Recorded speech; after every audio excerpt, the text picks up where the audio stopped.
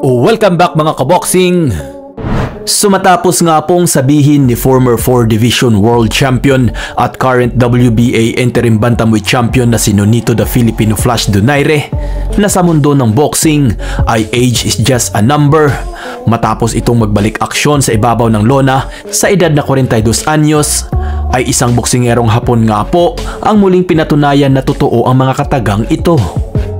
Dahil ang pambato ng Japan sa Bantamweight Division na si Toshihiko Era na may kartadang 26 wins with 21 knockouts, 4 na talo at 1 tabla, ay nagawa nga pong maging kampyon sa edad ng 50 anyos kontra sa mas batang pambato ng bansang Thailand at former world title challenger na si Kumgrich Nantapich. Tinalo niya ito via 4th round referee technical decision sa mismong balwarte ni Nantapich sa bansang Thailand upang mapanalunan ni Era ang World Boxing Foundation Asia Pacific Flyweight Champion belt. At sa mga nagtatanong kung bakit may kaunting laban lang itong si Era sa kabila ng may edad na itong 50 anyos, ay tumigil nga po ito sa boxing ng 20 taon, taong 1996. Ngunit taong 2016 nga po ay nagbalik aksyon si Era sa ibabaw ng lona.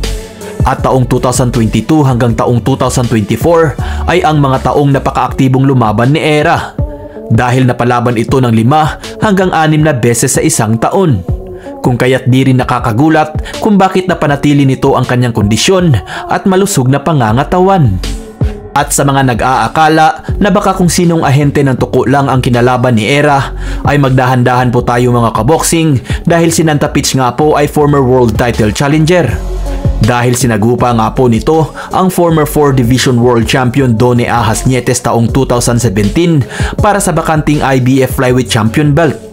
Bagamat tinalo nga lang po ito ni Nietes, ay umabot naman ito hanggang sukdulang 12 rounds. At taong 2022 ay sinagupa din nito ang kasalukuyang top contender at top Pinoy prospect na si Carl Hamis Martin. Ilan pang mga matitibay na Pinoy boxer ang buong tapang na kinalaban ni Nantapich mga kaboxing. Kabilang na dito sina Albert Pagara, Froilan Saludar, Herlan Gomez at JR Raquinel.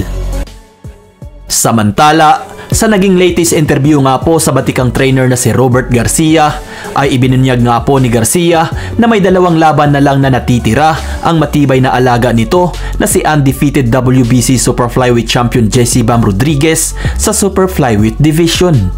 Ayon nga po kay Garcia, kung magawang malampasan ni Rodriguez si WBO Super Flyweight Champion Fumilela Cafu sa kanilang nakatakdang unification fight ngayong paparating na Hulyo 19, ay agad nitong ikakasa ang isang 3-belt unification match kontra sa WBA Super Flyweight Champion Fernando Martinez.